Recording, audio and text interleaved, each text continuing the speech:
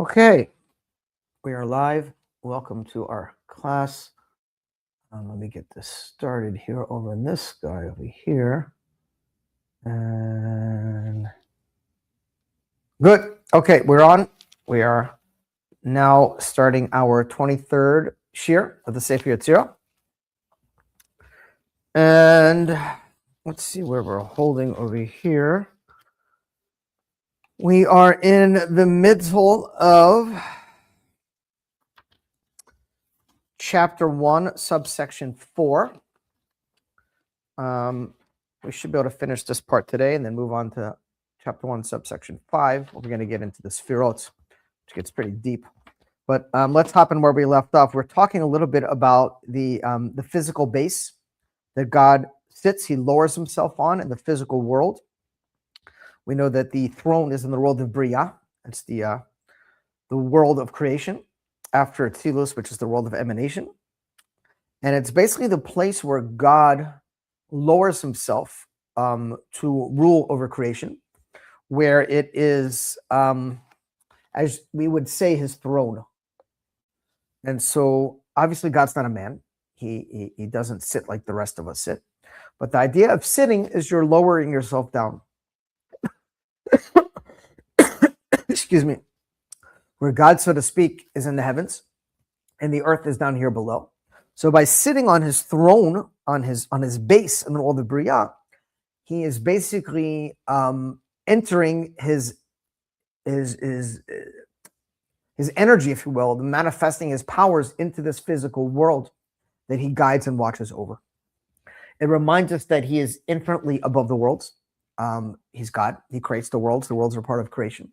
And he's much higher than the worlds. But at the same time, he lowers himself to dwell in the worlds to be with us. And just like a king of flesh and blood rules from sitting on his throne, we see the same dynamic that God, blessed be he, rules all the universe by sitting on his throne. And this is where we left off last week, just to bring into the last paragraph. In general, on page 42, the anthropomorphism sit, when used with respect to God, indicates a sense of lowering, as we just pointed out. When a person sits down, he lowers his body. Similarly, when God sits, he lowers his essence so as to be concerned with his creation.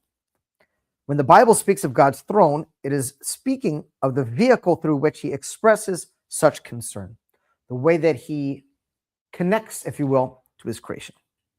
Okay, in Kabbalah, there is a general rule that every awakening from below motivates an awakening from above. It's called in Kabbalah and Hasidut, Derusa de la Tata, Derusa de la Eda. And basically what it means is that, just to go out of the script for a second, I challenge anyone in the world to say they deserved to be created, that God owes them something, that somehow they're entitled to anything in this world. And that's one of the reasons we have so many problems in the world today is everyone, and I keep seeing all these protesters all over, and they're protesting this and they're protesting that. And it's in the middle of the day and there's thousands of people. And it's like, do you have a job? Like, what do you do all day long? You go out to protest, like, because you're not happy with certain things. Like, what are you doing? Like, people are so disconnected from themselves and so disconnected from their place in this world that instead of focusing on what they need to fix in this world, they go around blaming everyone and everything else for their problems. It's the Jews. I mean, that's an easy target, right? The reason there's problems in the world, or it's because of this one or that one, or it's the left or the right or the up or the down, or it's ICE or it's this or that. And it's like everyone is so preoccupied with blaming instead of pausing and saying, wait a minute, you give me life, God. Thank you. Did I deserve anything to be created? No. Am I entitled to air? No. Am I entitled to my life? No. So let's start by saying thank you. Thank you to God for creating me. So God created the world, we say, with Derusa de la Ela, an arousal from above. We did absolutely nothing to deserve to be created. God owes us nothing. We're not entitled to anything. And God creates us out of the loving kindness of who he is. He's a loving, kind God, and he brings creation into existence. And he measures out just enough energy for everyone in this world to survive and to continue about with their life. So if your job or if your desire in life is to be what we call a ne'er-do-well is someone who's just satisfied with the basic minimums. They don't need, they don't want anything. They don't want to improve themselves. They don't want to work on themselves. They don't want to improve their position in their life in any capacity. So you'll be happy with just the fact that you're alive and you'll breathe and live air and you'll live out your 70, 80 allotted years in this world, and then you'll die. Nothing. But the majority of people don't want to live like that. They want more. They want more, and they're willing to work harder for that more. And that's what we call the Rusa de la Tata, the Rusa de la Ela. God says, now I'm giving you a Torah, I'm giving you mitzvot, and I'm giving you the opportunity to draw down additional light and energy into your world, your family's world, and the world around you. How? Here's the tools I'm giving you to do that. And then what happens is when we go out of our way to do something more for God, in whatever form or capacity that takes place, God says, oh, now I'm going to deliver more energy and more light to you. I'm going to continue to bless you with more and more because you're doing more and more to be fitting and deserving for those blessings. And that is what we're talking about now. An awakening from below motivates an awakening from above. When someone does this work down here below in this physical world, they in turn draw down additional energy from God above. Thus, when a person mentally elevates each thing to its spiritual essence, he also brings spiritual sustenance, known as shefa, down to that particular object. This sustenance can be channeled and used by the individual. Under some conditions, this can be used to actually bring about physical changes in the world. Now, again, bear in mind, the Sefer Yetzirah was originally written as not only a Kabbalistic text to learn, but an instruction manual on how to use the divine sfirot to draw down blessings into your life and to channel godly energy into the physical world. And Kabbalists of ancient days were able to, it was called practical Kabbalah, where they were able to actually change the outcome of physical things in the world by affecting the energy they draw down into this physical world. And that's what he's talking about now. So the term makon is also interpreted by the Talmud to indicate a parallelism between the spiritual and physical domains. This prepared basis, or makon, through which God sits and channels his spiritual influence to the world, is precisely this makon, the parallelism between the spiritual and the physical. This is the aspect through which God sits, and the scripture therefore speaks as the base makon of your sitting.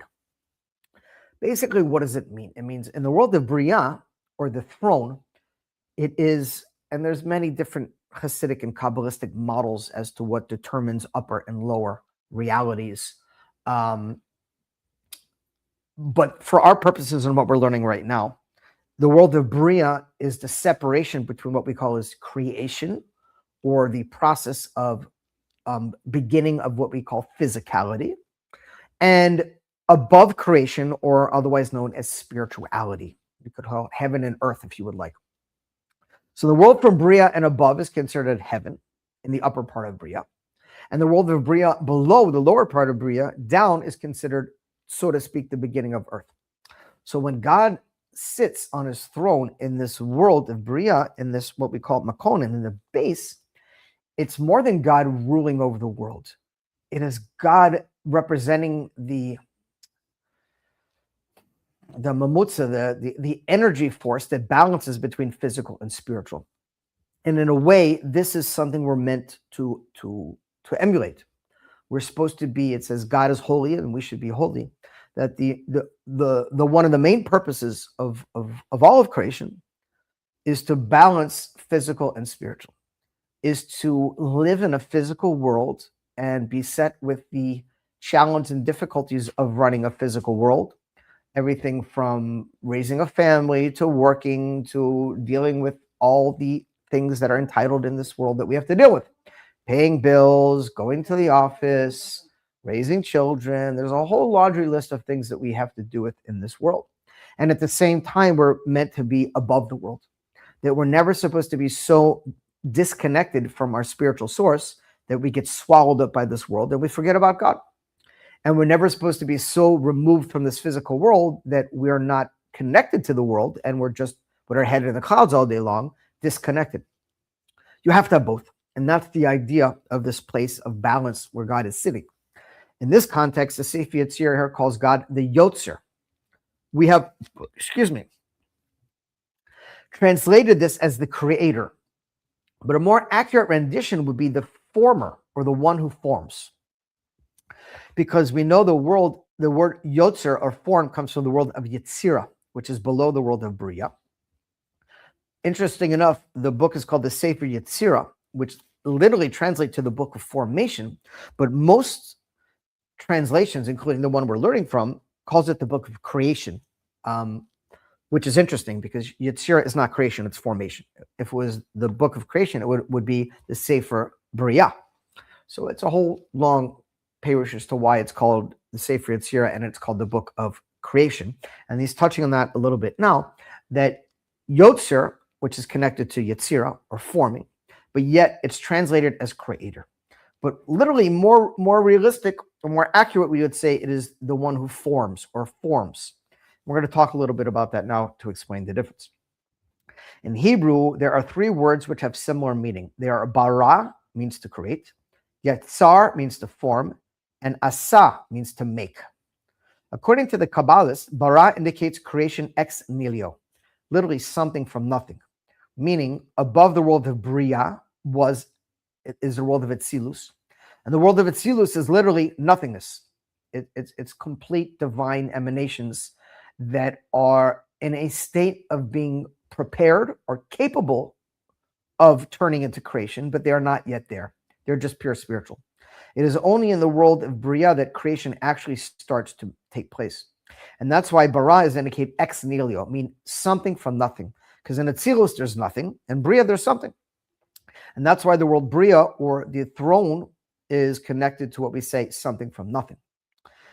Then we have Yatzar, which means forming, from the world of Yetzirah, which to form something from a substance that already exists. The world of Yetzirah, or Yatzar, literally means to create something from something. Because Bria is already something. It's not physical yet. It's a spiritual manifestation that will become physicality, but the process of turning from spiritual to physical has already taken place. And then we have asa, which literally means completion of an action. This is what we call olam ha'asiyah, making or doing. And this is the most important world of them all. Because the entire purpose of creation, as the Rebbe brings down in Basi Lagani, is not for the upper worlds. All the angels, all the spiritual beings, and all the upper worlds exist for one purpose, and that is to channel godly energy down into this physical world. To give a practical application, you could sit around all day long and think of ideas of what you want to do for a living, or how you're going to make money, or what you want to do with your life, or they're called dreamers. People sit around and they dream. I have an idea, I have a thought, I have an idea, I have a thought. Unless it comes to reality, it's absolutely worthless. It means nothing. It's like taking a balloon and just putting it in your hand and letting it go in the sky constantly over and over and over again. Those are ideas that never manifest into anything. An idea has to come down into first what we say is the world of creation, if you will, where it starts as the idea. Then the world of formation, where it translates into what we say is speech, or a blueprint, or a plan, or a map, or a diagram. Write it down. Any system of organization of staying in some type of schedule always entails writing your goals down, putting them in a calendar, writing things down, what you want to do. You don't go to the store without a list of what you want to buy. You don't go and say to yourself, okay, here's what I want to plan. Here's what my goals to accomplish this week, and leave it all in your brain. It never happens. It'll never happen. It has to be written down. That's the world of Yetzirah. It's the world of speech. Speech literally meaning speaking or writing or taking that energy and bringing it further down. And then the most important of all is the world of Asiyah, right? From a business standpoint, someone wants to create a business. They have an idea that they're going to open an ice cream store. So they can talk about it for 20 years. Nothing's going to happen. Then one day they meet someone and say, why don't you put a business plan together? A business plan is what that ice cream store is going to look like, what kind of ice cream you're going to have, what type of clientele do you want to go after, how much money are you going to charge for the ice creams, how much you need to pay for rent, what is your marketing budget going to be? And you're going to go through all the different steps to take your idea and put it into writing, into a plan. But until that plan becomes action, until you get up and actually rent a store, order your ice cream, get your machines, and open the door, you've got nothing. And that's the world of Asiya. And that's when it comes to action or actually doing. And that's why it says Asa from the world of Asiya has a connotation of the completion of an action. The Kabbalists teach that stages parallel the three supernal universes, which are called Bria, creation, Yetzirah, formation, and Asiya, making.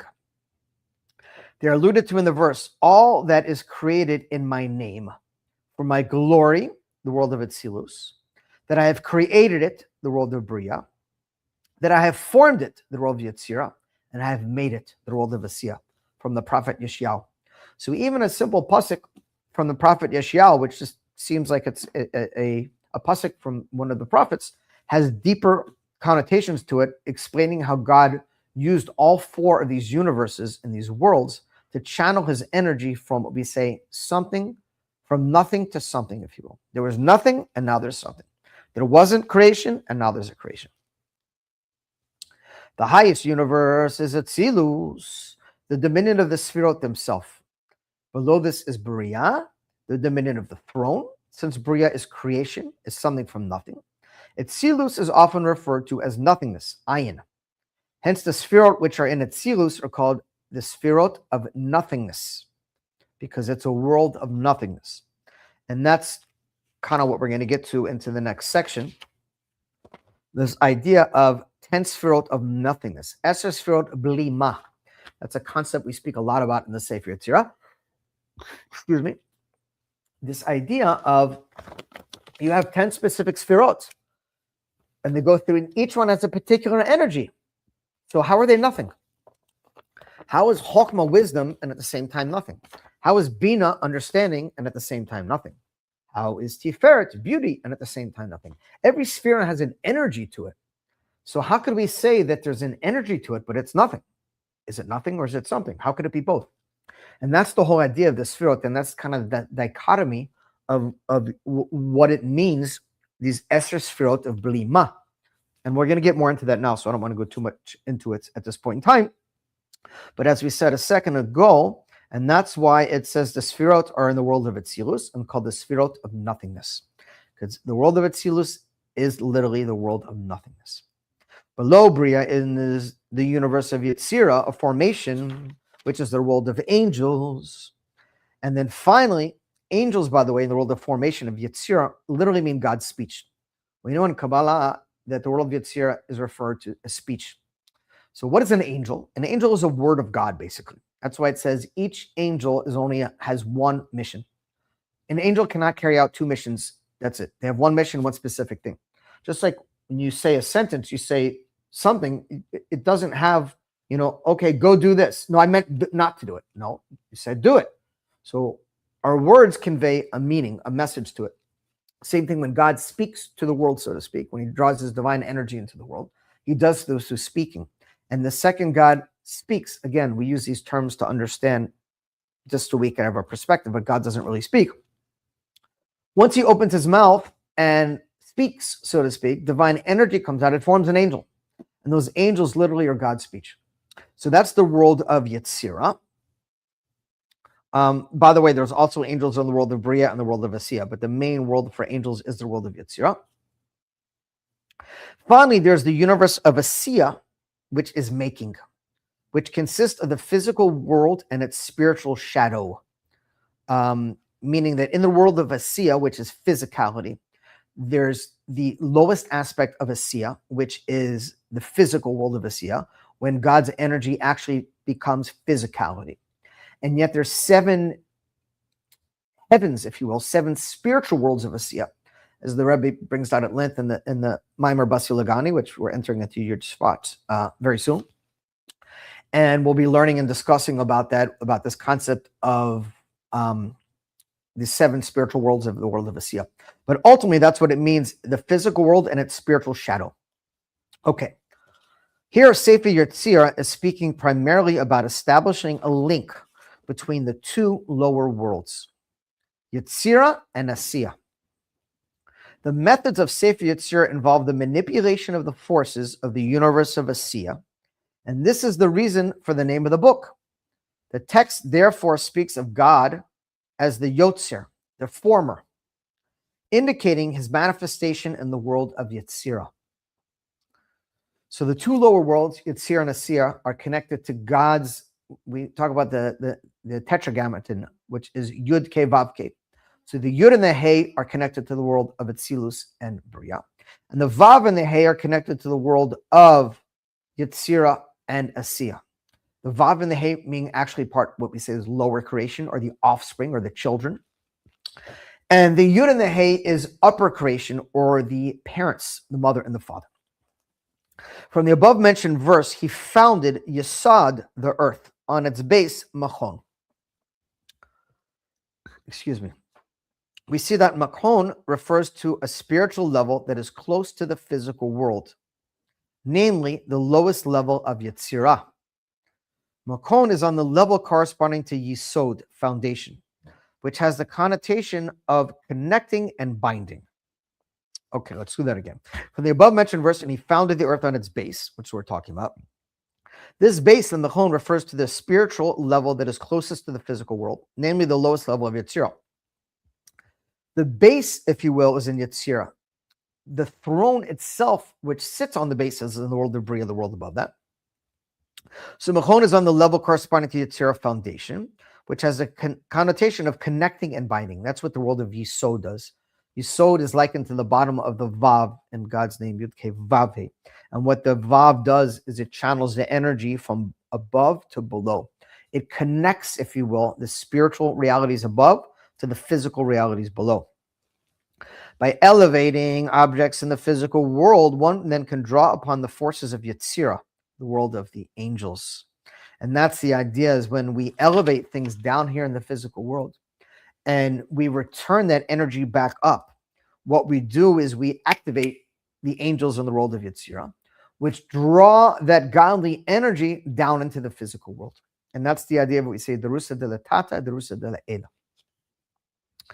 It is for this reason that the Sefer Yetzirah uses the term Machon, base, rather than throne, Kisei.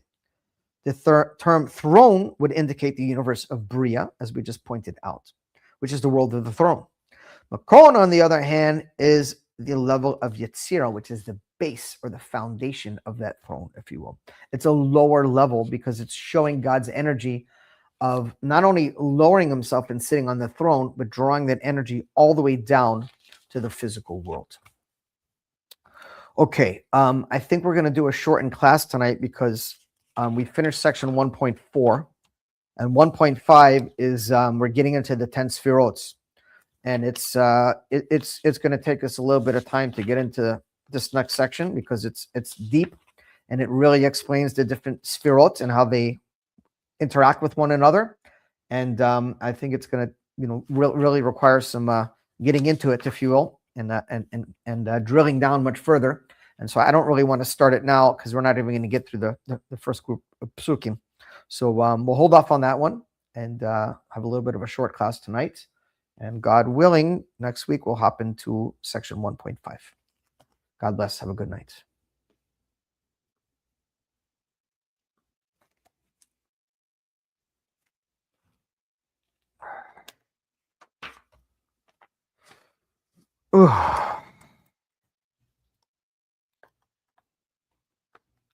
But